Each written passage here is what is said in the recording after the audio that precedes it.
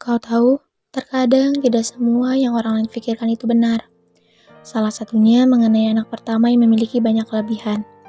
Nyatanya, mereka tidak seperti apa yang orang lain katakan. Kita tidak tahu apa yang ada dan apa yang dialami oleh anak pertama. Karena yang selalu kita lihat hanya luarnya, tidak dengan isinya. Harsa Sastra Aditya, yang kini menginjak umur 29 tahun tengah berdiri di depan laki-laki yang telah lama tidak bertemu dengannya, setelah terakhir kali meminta untuk dirinya pergi bersama sang ibunda. Nafasnya tercekat, terkejut melihat kehadiran lelaki tersebut yang dimana dahulu Harsa panggil papa. Dua insan tersebut kini berkumpul pada ruangan yang diberikan penerangan lebih. Atmosfer mencekam, bak tidak ada udara yang masuk. Ruangan yang sedari tadi Harsa gunakan untuk mengganti pakaian setelah melakukan performa bakat yang dirinya miliki. Sang ayah yang tengah berdiri di hadapannya dengan jas formal berwarna hitam juga Harsa yang menggunakan tuxedo berwarnakan abu-abu. "Untuk apa kau datang kemari?" ketus pertanyaan yang Harsa berikan pada ayahnya. "Nak, Papa minta maaf atas semua yang sudah terjadi." Sang ayah bersimpuh di depan kaki jenjang milik Harsa. "Aku tidak pernah menginginkan permintaan maafmu. Kemana saja kau selama ini? Dan baru kali ini kamu minta maaf padaku?" tegas Harsa. Yang lebih tua tidak bisa menjawab, hanya isakan kecil yang keluar dari mulutnya, membuktikan bahwa ia sangatlah menyesal. "Apa Papa tahu selama ini aku hidup seperti apa? Setelah kepergianmu, ibu bekerja keras untuk memenuhi kebutuhan hidup kami. Aku di sini sebagai anak pertama, Pak. Aku bantu ibu mengurus Riva karena aku tidak mau mempersulit hidup ibu. Bayangkan, Pak, anak berumur 7 tahun sudah bekerja. Anak berumur 7 tahun sudah diminta untuk melewati kejamnya dunia dewasa. Aku yang harus mengurus Tian juga pada saat ibu tiada setelah Tian lahir. Dan Papa hanya bisa bersenang-senang dengan wanita yang menggantikan ibu." Harsa berbicara tanpa merendahkan nadanya. Tanpa sadar, bulir mutiara cantik turun dari mata indahnya.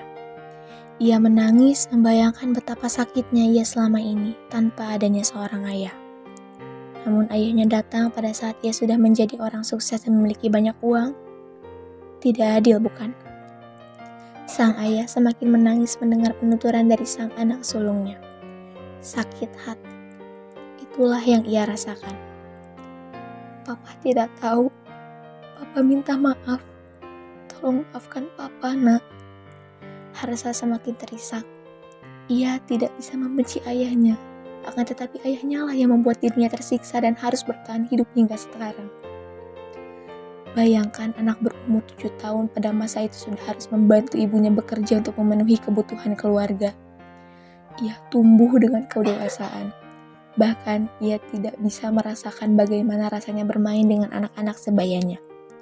Di samping itu, ia juga harus mengurus 2 orang adiknya setelah ibunya meninggalkan mereka.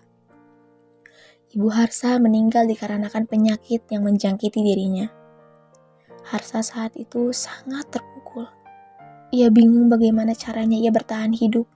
Dengan 1 adik perempuannya juga 1 adik laki-lakinya yang ia bawa di gendongan saat ia pergi mencari pekerjaan. Orang-orang yang dahulu melihat Harsa pasti sangatlah merasa iba. Hingga akhirnya ia bertemu dengan seseorang yang lebih tua darinya, Adipati Mahajendra. Jendra yang saat itu tengah bermain bersama saudaranya di taman kanak-kanak, yaitu Rinjani, Julian, juga Jean kembarannya. Ia menghampiri Harsa yang tengah tertidur di samping pohon yang ada di taman bersama kedua adiknya. "Hei, apa kau sudah makan?" Jendra tahu bahwa anak itu adalah tunawisma, maka ia dengan hati yang tulus ingin membawa Harsa pulang ke rumahnya. Harsa melenguh tertanda ia terganggu dalam tidurnya. Ia terkejut saat ada orang asing seumuran dirinya tengah berjongkok di hadapannya. Lantas ia mundurkan tubuhnya semakin rapat dengan pohon tersebut. Jangan takut adik. Aku hanya ingin membantumu. Aku bukan orang jahat kok." Jendra menunjukkan senyum manisnya berniat agar anak di depannya tidak takut terhadapnya. Rinjani, Jehan juga Julian mendekati saudaranya. Mereka bertanya-tanya pada Jendra siapa yang tengah ia ajak bicara itu. Kemudian, Jendra melirik kepada Harsa juga kedua adik Harsa yang tengah menunjukkan wajah ketakutannya. Jendra mengenalkan seluruh saudaranya agar Harsa percaya bahwa mereka bukan orang jahat. Setelah Harsa sedikit tenang, ia menanyakan siapa nama anak tersebut. Nama aku Harsa, Kak. Yang perempuan itu adik pertamaku, namanya Rifa. Dan yang aku gendong ini namanya Tian, adikku yang terakhir. Dengan sedikit keberanian, Harsa menatap wajah mereka satu persatu. Hingga akhirnya, Jendra mengajak Harsa dengan kedua adiknya untuk ikut pulang ke rumah mereka. Harsa hanya bisa pasrah mengikuti mereka. Yang dipikirkannya saat ini hanyalah agar adik-adiknya bisa makan terlebih dahulu. Di keluarga Adipati, Harsa benar-benar diperlakukan dengan baik. Ia diangkat menjadi anak mereka. Dan Harsa juga adik-adiknya bisa hidup kembali dan tanpa perlu bekerja lagi untuk bertahan hidup. Hingga ia menjadi adik kesayangan Mahajendra juga Rinjani. Sedangkan Rifa dan Tian, sekarang ia disekolahkan oleh ayah dan ibunya Mahajendra ke sekolah yang pantas. Bahkan sekarang Harsa sudah merasa hidupnya berwarna dan menghangat. Ia memiliki sosok ayah dan ibu kembali, meskipun ia masih sering merasa segan terhadap ayah dan ibunya Jendra. Harsa juga adik-adiknya masih sering mengunjungi makam ibunya hanya untuk sekedar menjenguk atau bercerita. Biasanya ia ditemani oleh Jendra ataupun Jean. Harsa sukses sekarang, berkat orang tua Mahajendra dan berkat dukungan keluarga Adipati. Sedangkan ayahnya yang ternyata memiliki wanita lain saat statusnya masih menjadi suami sang ibu. Bahkan mereka banyak sekali bertengkar dan hingga akhirnya ayahnya lah yang meminta Harsa dan Rifa pergi untuk ikut bersama ibundanya. Yang pada saat itu ibunya hanya bisa tinggal di rumah kontrakan kecil.